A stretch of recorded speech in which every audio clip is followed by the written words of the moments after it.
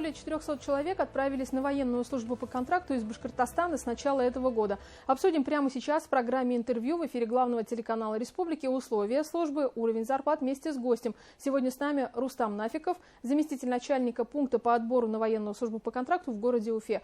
Рустем Миньярович, здравствуйте. Здравствуйте. Итак, какую картину с начала этого года видите? Меняется ли она вот из года в год, да? Ну и, собственно, что из себя представляет военная служба по контракту?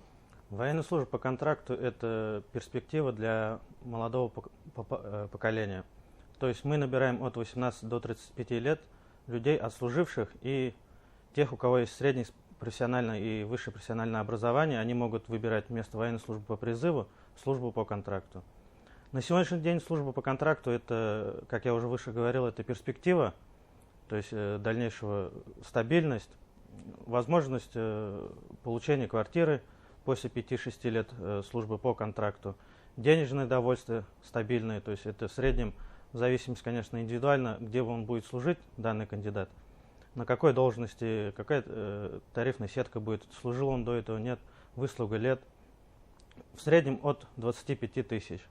Также, максимальная планка? Максимально это зависит от уже, как я говорил, это уже территориально, где он будет служить, то есть на крайнем севере, либо у нас в Башкирии будет служить. Ну, до 100, до 150 зарплаты? может доходить, да, у контрактников. 70, ну, то есть все варьируется индивидуально, от каждого зависит. Также зависит от физической подготовки данного кандидата. То есть если он сдает на высший уровень, это плюс 70% от оклада, денежного удовольствия ему. Также это медицинское обеспечение полное, то есть они за счет государства получают медицинскую помощь, то есть также. Вот 400 человек с начала этого года уже ушли на службу по контракту. Из года в год что вы видите? Из года в год в среднем мы отправляем от Башкирии в среднем около 1000 кандидатов. То есть цифра, она примерно плюс-минус 100-200 человек варьируется. Самое распространенное направление? Мы отправляем по всей России, так что здесь распространенного нету. В основном центральный военный округ отправляем. Это такие города, как Екатеринбург, Чебаркуль, Оренбург, Челябинск. Также отправляем Республика Таджикистан. И, в общем, это все зависит индивидуально от каждого кандидата, от желания кандидата. То есть он, допустим, пожелает служить в Хабаровске, мы его отправим в Хабаровск. Захочет служить в Москве, отправим в Москву. То есть это направление, любую точку России отправляем. Требования к кандидатам, те, кто хочет служить по контракту? Как я уже выше говорил, это возраст от 18 до 35 лет. Служил, если он служил, то есть образование, уровень образования не ниже среднего профессионального образования, физическая подготовленность, то есть состояние здоровья, также профессиональная пригодность. Ну, вообще комиссия оценивает, да? Да. Медицинское свидетельство они проходят два, это то есть по месту, где они стоят на воинском учете, в военкомате, в районе, либо в городе где-то, и военно-врачебная комиссия, то есть окончательно, уже здесь у нас в Уфе они проходят. То есть два этапа медицинского свидетельствования, также они сдают физическую подготовленность, также они проходят здесь профессионально-психологический отбор, тесты сдают. Рустам Миньярович, давайте поговорим про соцпакет. Вы уже сказали, что медицинское обслуживание полностью за счет государства. Что касается решения жилищного вопроса, это очень немаловажный фактор. Вы уже сказали, что за выслугу 5-6 лет можно получить квартиру. На каких условиях, что включает в себя эта часть программы? То есть жилищное обеспечение включает в себя, когда приходит приказ на кандидата, он убывает для дальнейшего прохождения военной службы. Если у воинской части нет служебного фонда, то есть они не могут обеспечить его служебным жильем, он снимает квартиру. За это он получает поднаем. То есть ему государство оплачивает ту сумму, за которую он платит за аренду квартиры. Также, вот, как я уже говорил, по истечению первого контракта они вступают в накопительную ипотечную систему. При заключении второго контракта у них открывается лицевой счет индивидуальный, на который государство ежегодно в среднем 250 тысяч рублей ложит, получается, вкладывает на лицевой счет кандидата. По истечению второго контракта, то есть 5-6 лет, при заключении последующего контракта он уже может приобрести жилье за счет накопления вот этих на индивидуальном лицевом счете и за счет ипотеки, то есть кредит в банке. Но также, как я уже говорил выше, это все оплачивает государство. И он может служить, как я говорил, в Уфе, а квартиру может приобрести в Москве, в Казани, то есть в любой точке России. То есть полное обеспечение жильем, вещевое довольствие, продовольственное довольствие. Так, любой контрактник, военнослужащий по контракту, имеет право питаться в столовой воинской части. То есть это тоже все бесплатно. Срок контракта, какие здесь условия? Но здесь также зависит индивидуально. То есть если у него он из запаса идет, то минимум на 3 года заключается контракт. То есть и выше. Как у него проходит срок контракта 3 года, он имеет право заключить на 3, 5, 10, 15 лет. То есть он уже сам смотрит. Те, кто не служил, идут, то есть вместо призыва идут со средним и высшим профессиональным образованием. Они первый контракт заключают на 2 года.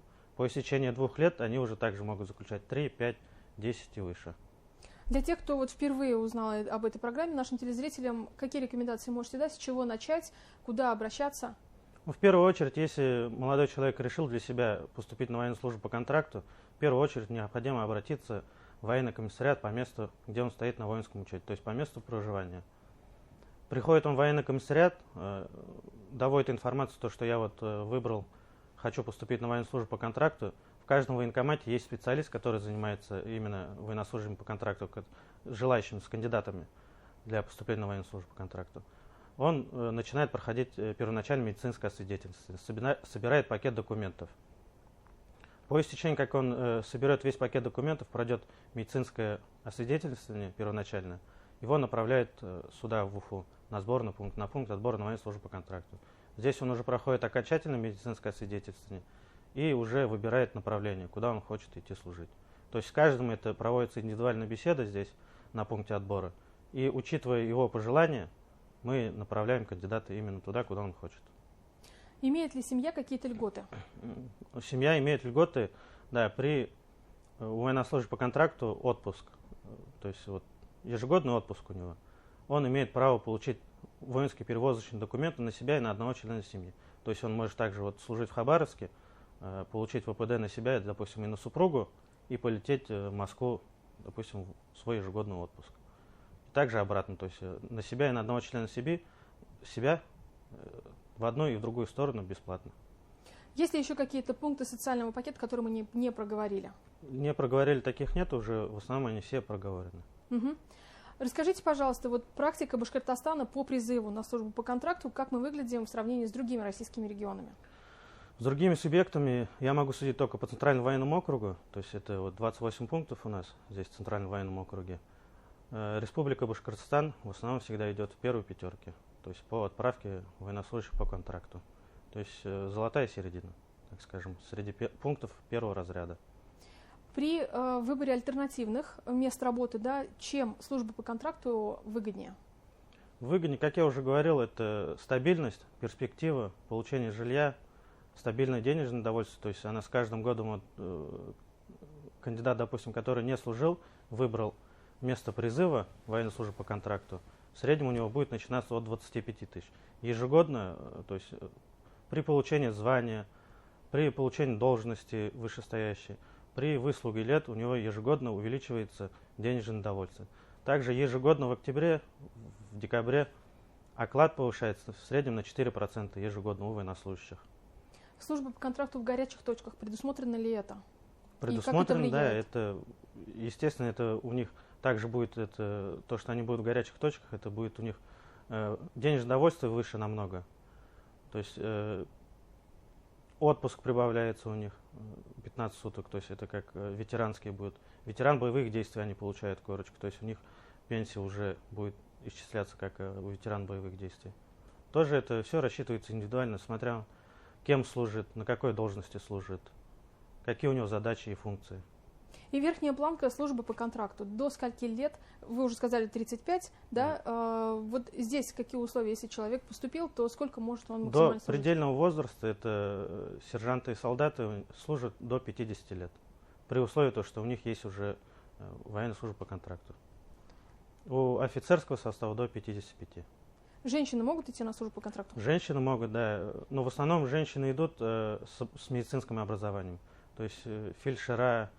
И в основном у нас заданий на женщин нету. Женщинам приходится самим искать место.